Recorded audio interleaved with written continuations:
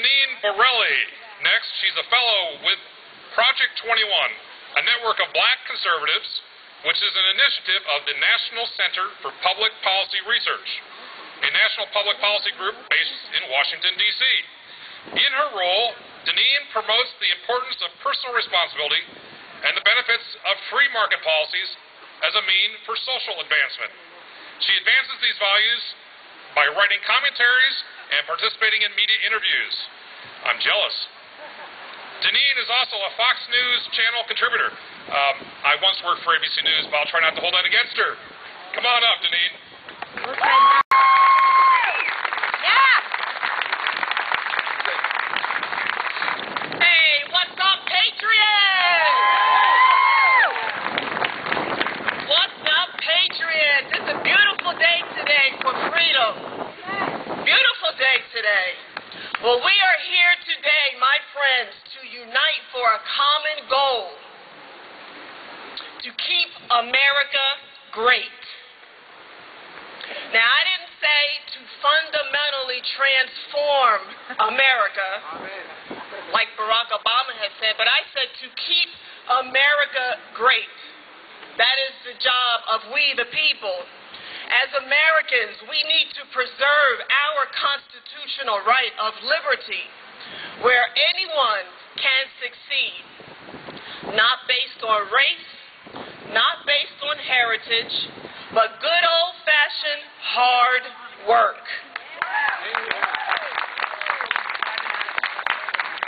Because the reality is this, my friends: life is tough.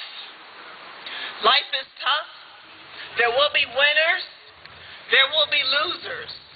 But if you work hard and stick with it, all things are possible. The sky is the limit. But what troubles me about President Obama is that he wants to create our country into T-ball nation.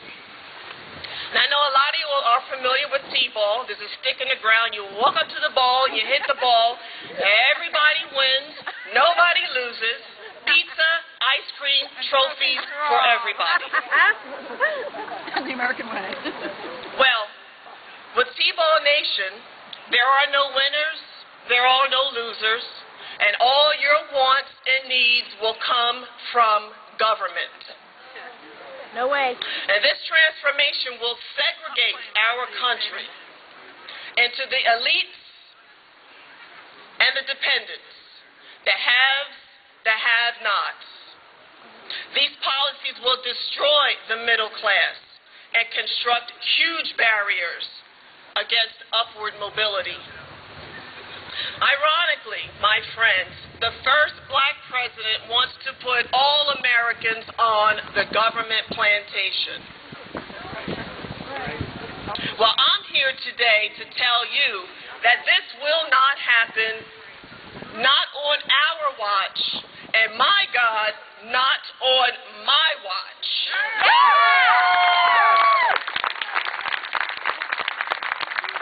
And I'm speaking to you today as an example of sheer determination and hard work.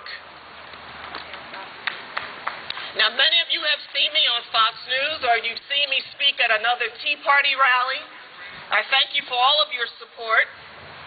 Well, my success is not the result of my family heritage. Nobody gave me anything. My success is a result of many trials, tribulations, and some good things as well.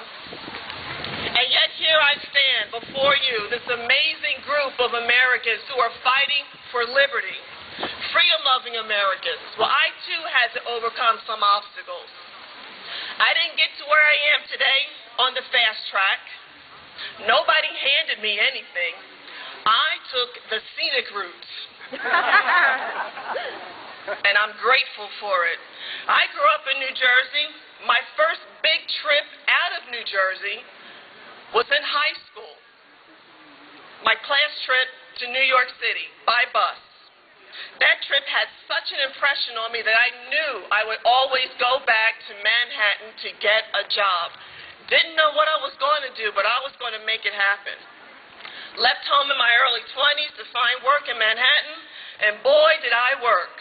Temporary assignment jobs throughout the city, retail jobs at night, telemarketing jobs, people hanging up on me. Did what I had to do.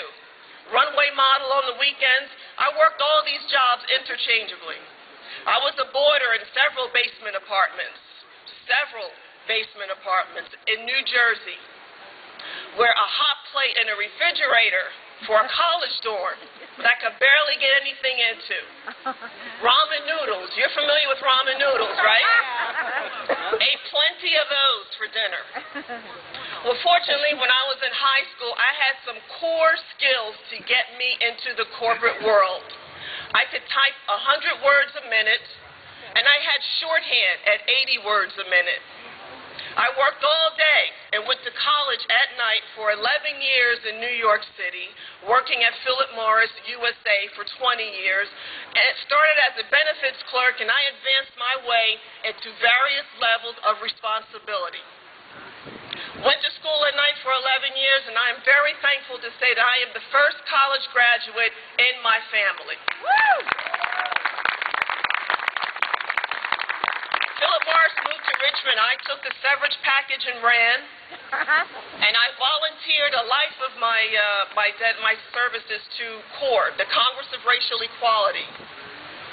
And that was my first experience with public policy, because I tell you, I had zero experience in public policy, knew nothing about it. I was too busy working and going to school at night, and besides, I voted, and whatever they do in Washington, D.C. doesn't affect me, right? Yeah. Well, boy, did I learn that lesson the hard way. Well, while volunteering at CORE, I realized something, my friends, that most of the things I heard growing up was wrong. Jesse Jackson, Al Sharpton, their messages of victimization, blacks need special treatment, and you should be treated different because you're black, was wrong. And I learned that on my own based on my personal experiences. I was not a victim, my friends, not a victim. But sadly, there are many blacks in America who are falling under that spell. I had God-given talents that would allow me to make my own way and be responsible for my choices and decisions. And since awakening from my political slumber, I am now in the march for freedom, for liberty, for all Americans. Now let me discuss President Obama. Unfortunately, I fear Obama wants to create a nation of citizens' dependence, where the government becomes our master. A system where the government provides its citizens with all their basic needs, health care, education, jobs. That's what we're witnessing right now. Such a system will reduce our liberty and sap our prosperity by blocking the ingenuity to creativity and resourcefulness.